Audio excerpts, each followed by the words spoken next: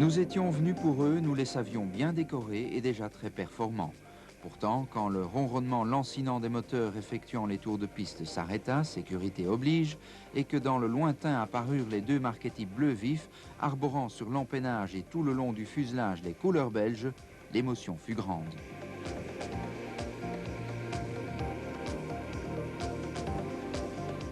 « 12 années se sont écoulées depuis la dernière prestation.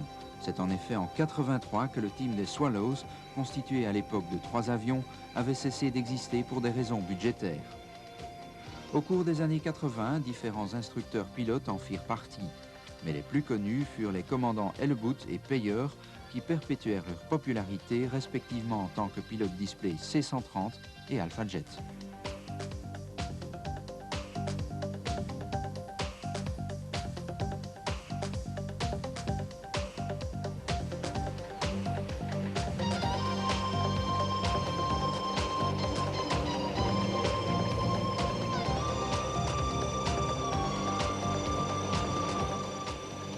La première apparition au public des Swallows nouvelle mouture était à l'occasion des portes ouvertes de l'école de pilotage élémentaire. Mais laissons les membres du team se présenter eux-mêmes. Capitaine Kastelijn, leader de Swallows, dans la force aérienne depuis 88 et pour l'instant totalisé 2700 heures. Je suis lieutenant Van der Bos, j'ai 25 ans, j'ai 1400 heures de par 1000 heures sur l'avion et je suis dans la force aérienne depuis 89. Vous vous connaissiez depuis longtemps avant de voler ensemble? Oui, je crois que nous sommes arrivés ici sur la base environ le même temps, disons environ 2 ans. Il faut une grande confiance l'un dans l'autre?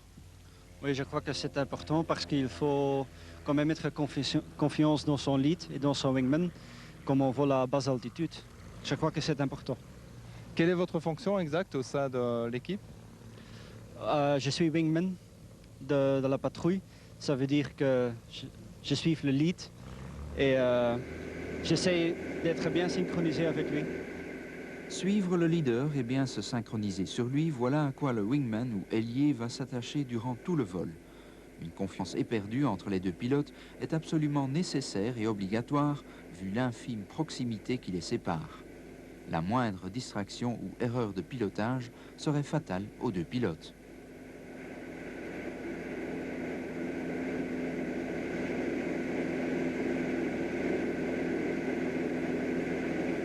J'ai commencé en 77 exactement, fin 76-77 jusqu'en 83. J'ai d'abord commencé comme wingman, ce qui veut dire en français ailier. Et puis je suis passé leader, ce qui veut dire commandant de patrouille, si on veut, en 79. De combien d'avions s'équipait la patrouille à ce moment? On avait déjà 3 avions. On a commencé avec 3 pilotes, 3 avions. Et puis par la synchronisation, la difficulté du vol, on est passé à 3 avions pardon, et 2 pilotes. Donc on avait toujours un avion de réserve comme la patrouille actuelle. À mon époque, on l'avait arrêté pour des raisons un peu faible, soi-disant des soucis d'argent, quand on sait qu'une saison annuelle, rien que pour la partie carburant, représentait un plein d'un Mirage. Donc un vol d'un Mirage représentait toute notre saison ici. Enfin bon, ça c'est pas la question, hein. Le but, moi je suis content de les revoir recommencer parce que moi j'ai mis tout mon cœur et puis c'est quelque chose de joli, l'avion bien peint et ça se voit de moins en moins dans les meetings des avions hélices. On voit tous des avions jet parce que c'est l'ère du jet, mais les démonstrations d'avions à hélice se voient de moins en moins, donc c'est très bien. C'est un peu nostalgique, mais c'est super, surtout que Marquetti a un très très bel avion. Qu'est-ce que vous auriez à leur souhaiter?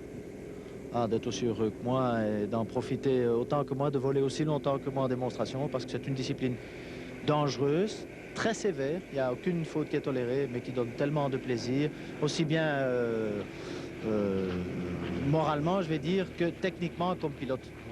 On attrape une maturité pas possible parce qu'on côtoie le risque de près, donc on assure son mouvement et on le contrôle beaucoup mieux. Nostalgie, oui, parce que les avions, c'est une chose tout à fait à part, mais il faut que jeunesse se fasse et la place doit être donnée à tout le monde et puis on a un temps pour tout.